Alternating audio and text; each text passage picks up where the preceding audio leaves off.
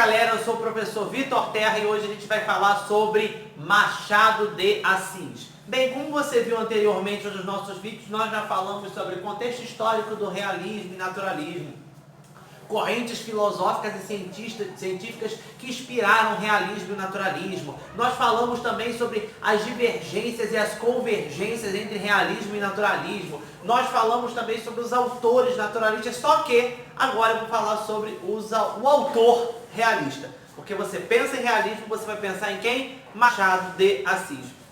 E aí eu fiz um quadro, né? Para que a gente possa começar a entender um pouco sobre a biografia do Machado. Esse quadro ainda não vou falar das obras machadianas, mas a gente vai falar um pouquinho sobre a biografia do Machado de Assis e como a forma na qual ele conseguiu essa projeção mundial. Tá bom? Bem, primeiramente vamos pensar quando ele nasceu. Ele nasceu no ano de 1839, dia 21 de junho de 1839, faleceu dia 29 de setembro de 1908, tá? Qual era a ocupação? Ele vivia de quê, né? No final da sua vida, né, ele conseguiu botar lá no seu currículo romancista, contista, poeta, dramaturgo, cronista, crítico literário, tradutor e reticências. Por que eu boto reticências e não fecha o período? Porque se você continuar futucando, você vai achar mais coisas de Machado de Assis. Aí eu vi redator, revisor, tem muitas coisas que Machado de Assis ele ainda trabalhou e a gente vai fuçar na biografia dele. Tá bom? Machado de Assis era aquela pessoa que tinha tudo para dar errado, mas dá certo. Eu sempre começo a minha aula com os meus alunos falando, dando aquela motivação básica para eles. Que eu falo assim, gente, o menino era mulato, neto de escravos alforriados, filho de um pintor de parede, com uma lavadeira, gago e epilético. Tá? Durante muito tempo, né, a gente pensa aí no tratamento da epilepsia, hoje é muito fácil de ser tratada, mas naquele tempo não, ele tinha crises públicas, né? Inclusive tem uma foto que mostra o Machado de Assis tendo uma crise já sendo o Machado de Assis, né? No meio do público, tendo uma crise muito forte. Então, para que vocês entendam que Machado de Assis, ele passou por grandes dificuldades na sua vida e ele venceu. E aí eu fui pesquisar um pouco sobre a biografia dele e uma coisa que é interessante é que o Machado de Assis ele entendeu que para que ele pudesse ascender socialmente, para que ele pudesse crescer, ele precisava tomar um banho de cultura. Então tudo que era cultural, né, tudo que era, ele se via na obrigação de conhecer, de ler, de entender. E aí por isso que essa genialidade machadiana, ela é incrível, tá bom? Ele nasceu no Morro do Livramento, isso, nasceu no Morro do Livramento. A sua irmã morre em 1845, né, quando Machado de Assis tinha aí aproximadamente, ele nasceu em 39, 6 anos. Depois a sua mãe morre em 1849, deixando Machado de Assis órfão de mãe, e ele vai ser criado pela madrasta. Ele vai ajudar a madrasta vendendo doces e tudo mais, tá bom? Mas uma coisa que é interessante, ele, mesmo com todas as dificuldades, ele foi muito interessado em estudar, tá? Por isso que ele é autodidata, tá bom? Aprendeu inglês, né? Foi tradutor. Ele traduziu, por exemplo, Edgar Allan Poe, né? Ele foi o primeiro a traduzir o Corvo. É claro que mais à frente, hoje nós temos várias teses de mestrado e doutorado dizendo que houve alguns equívocos na tradução de O Corvo. Cara, mas o homem tentou, foi o primeiro que traduziu, porque o Machado acabou traduzindo muito ao pé da letra. E nós temos expressões idiomáticas, né? Então, assim, tem aí algumas controvérsias, mas é o Machado de Assis. Sua adolescência foi ambulante, balconista e aprendiz de tipógrafo. Na juventude, né, quando ele foi aprendiz de tipógrafo, ele começou a ler, a ter um encontro maior com as letras, e aquilo ali fez com que ele tornasse-se uma pessoa que começasse a escrever, a criticar, né? Na juventude foi revisor, redator, crítico, tradutor e cronista. Foi nesse período de crítico que ele ganhou um dos seus piores inimigos, que é o Silvio Romero.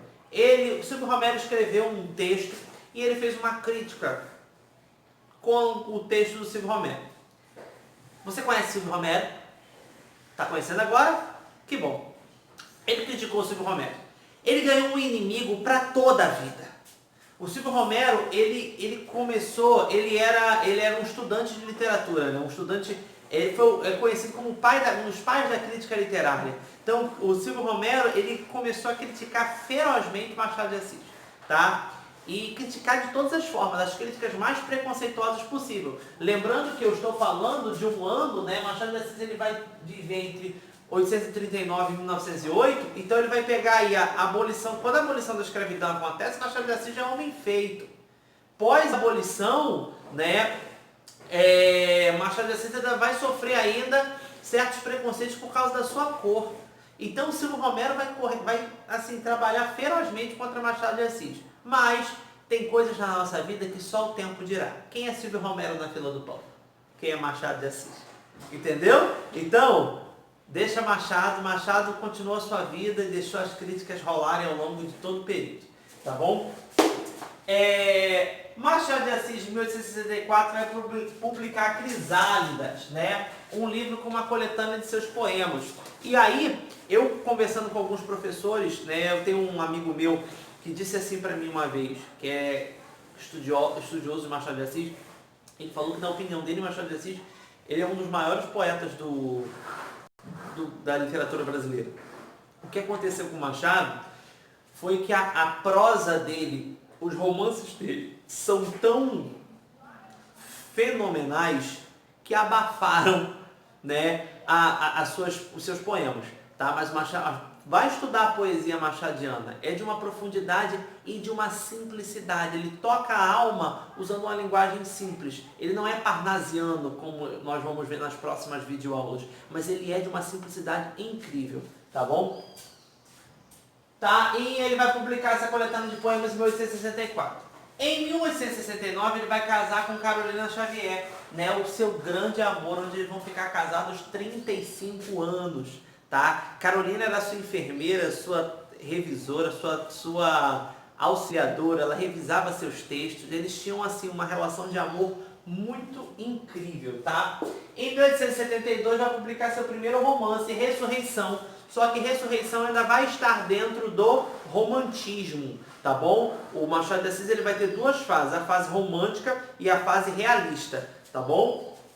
Em 1896, ele vai fundar a Academia Brasileira de Letras, onde ele vai ser presidente até a data da sua morte, tá? Em 1904, ele vai perder a sua esposa Carolina, né, companheira de 35 anos.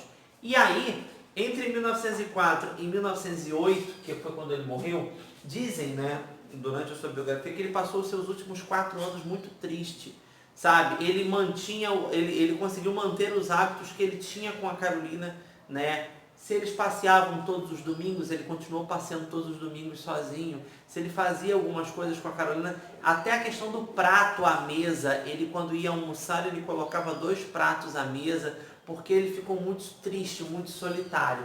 Tá? E aí 4 anos depois, o Machado de Assis ele morre, tendo aí um enterro de príncipe. Tá? Alguns relatos, por exemplo, falando sobre o enterro do Machado de Assis, que realmente parou o Rio de Janeiro, parou essa república que estava iniciando, porque ele teve um enterro assim gigantesco.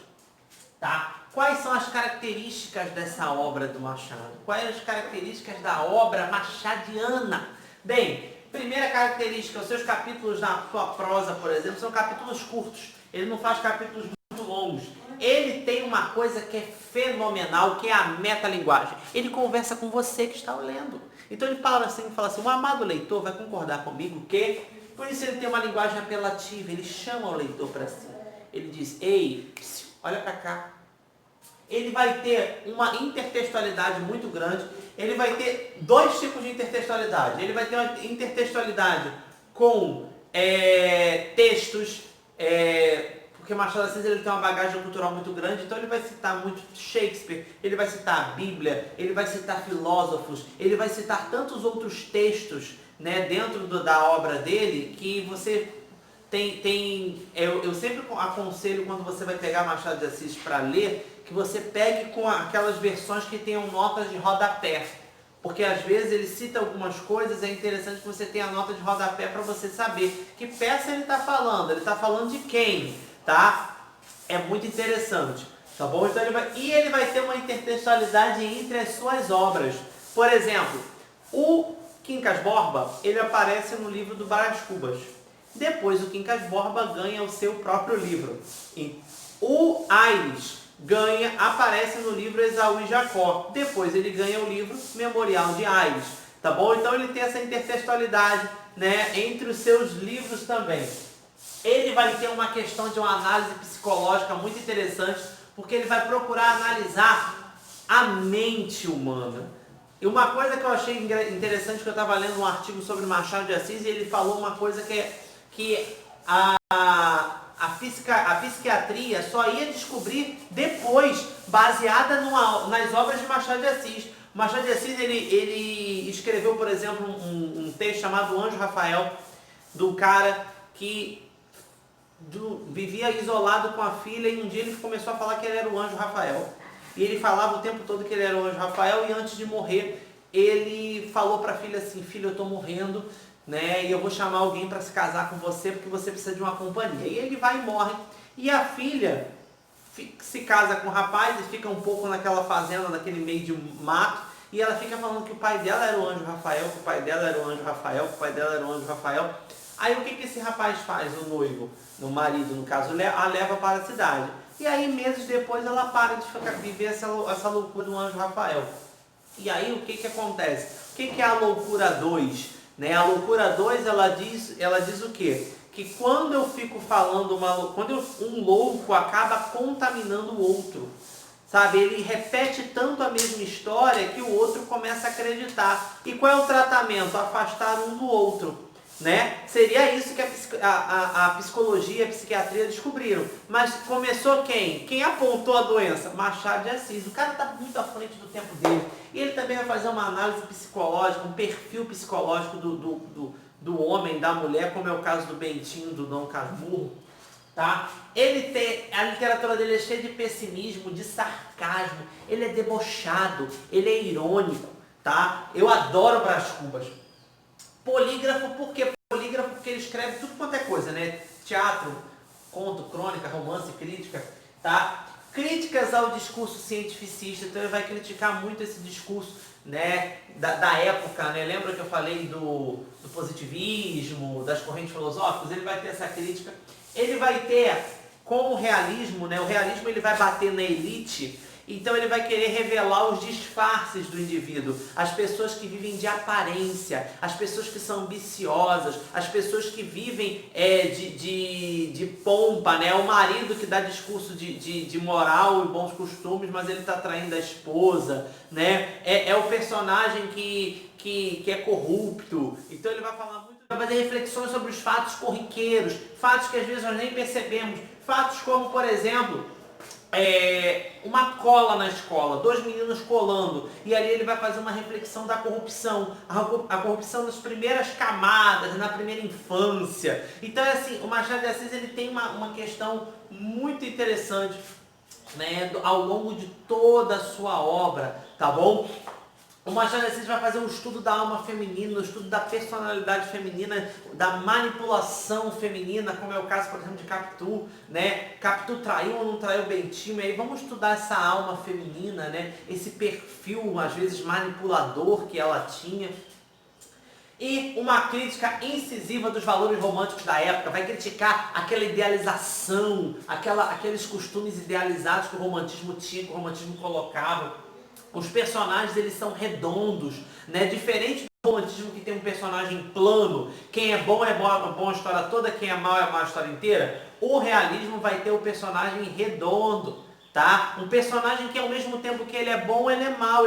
Você pode ser bonzinho, mas você tem lá suas pitadas de maldade, você às vezes pensa umas coisas maldosas, tá? São os personagens que se constroem psicologicamente e deixam à mostra os seus defeitos, como egoísmo, pessimismo, negativismo humano, tá? Então, são os personagens que vão construir isso ao longo da narrativa. Então, eles vão mostrar seus defeitos ao longo da narrativa, tá bom? Como é o caso do Brás Cubas, do Bentinho, do professor Rubião, como é o caso do Simão Bacamarte e de tantos outros personagens que o Machado de Assis ele vai construir. Falando aqui, nós agora vamos falar das obras machadianas.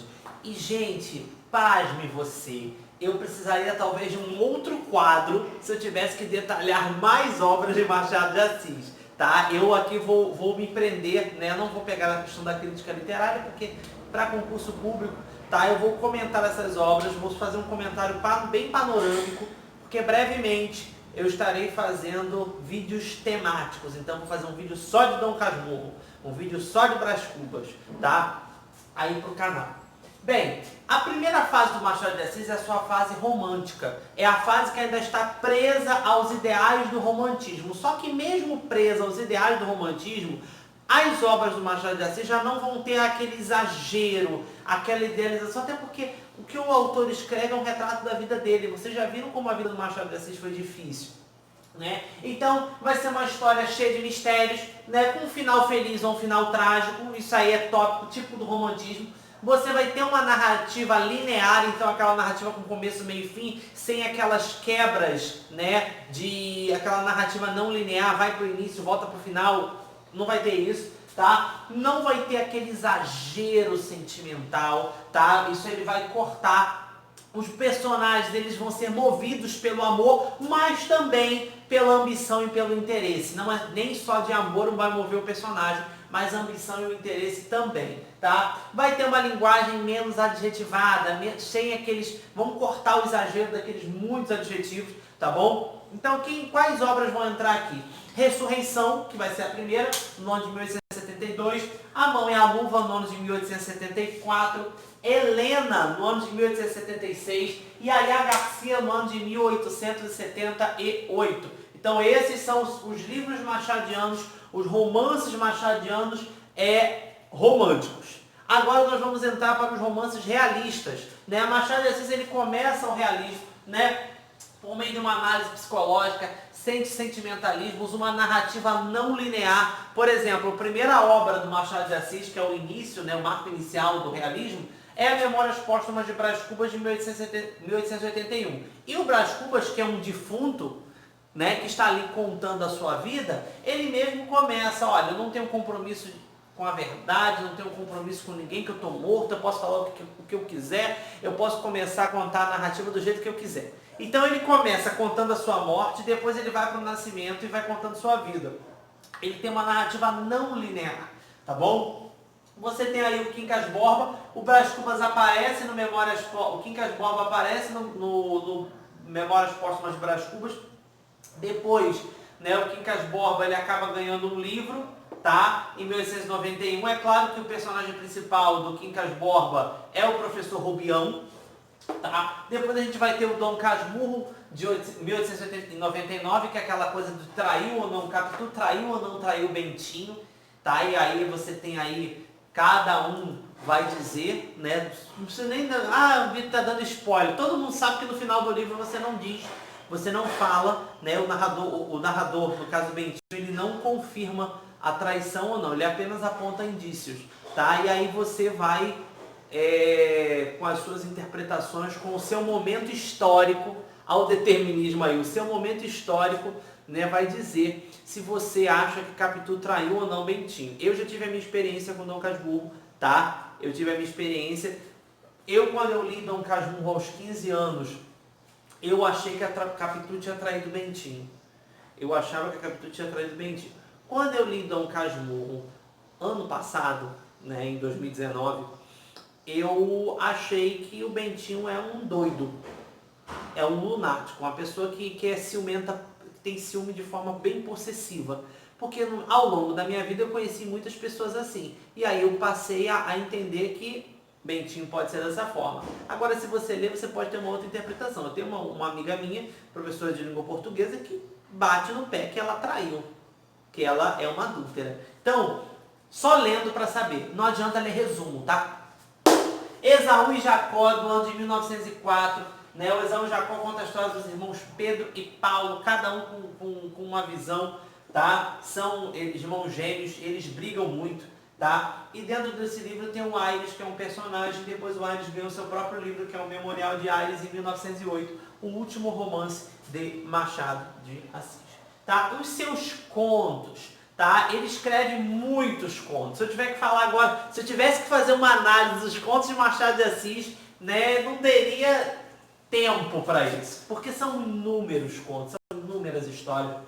Mas dentre elas nós temos aí, né, várias histórias que nós conhecemos hoje: o enfermeiro, a missa do galo, um apólogo, o alienista, que conta a história lá do Simão Bacamarte em Itaguaí, que foi internando todo mundo na Casa Verde. Nós temos aí várias obras que surgiram, que estão presentes nestes livros. Então a gente tem os Contos Fluminenses de 1870, Histórias da Meia-Noite de 1873, Papéis Avulsos de 1882, Histórias Sem Datas de 1884, Várias Histórias de 1896, Páginas Recolhidas de 1899 e Relíquias da Casa Velha de 1906. Estes são os contos de Machado de Assis, sempre com a linguagem realista, tá?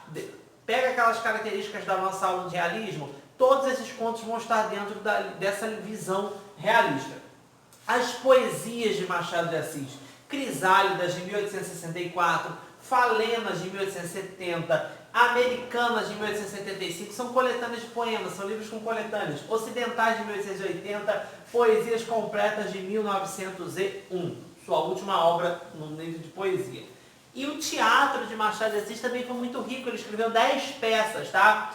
Hoje Avental, Amanhã Luva, de 1860, Desencantos, de 1861, O Caminho da Porta, de 1863, O Protocolo, de 1863, Quase Ministro, de 1864, Forcas Caldinas, de 1865/1953.